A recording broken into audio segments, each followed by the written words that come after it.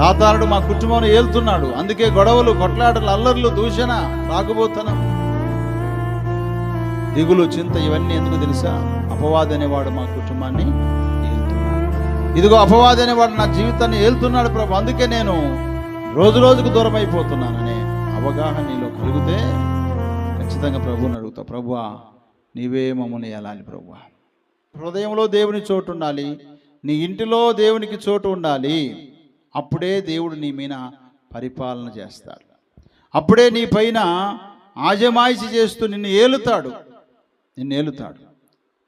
అపవాది నిన్ను ఒకవేళ ఏలితే, సాతానుడు ఒకవేళ నిన్ను ఏలితే నీకు నీవే కేకలేస్తావు, పిచ్చి పిచ్చి కేకలేస్తావు. ఎప్పుడు చూసినా నీ ఇంట్లో అల్లరి ఉంటుంది, ఎప్పుడు చూసినా నీ ఇంట్లో గొడవలు ఉంటాయి, ఎప్పుడు చూసినా నీ ఇంట్లో విధేయత కంటే అవిధేయత ఎక్కువగా ఉంటుంది. నువ్వు దేవునికి దూరం అయిపోతావు.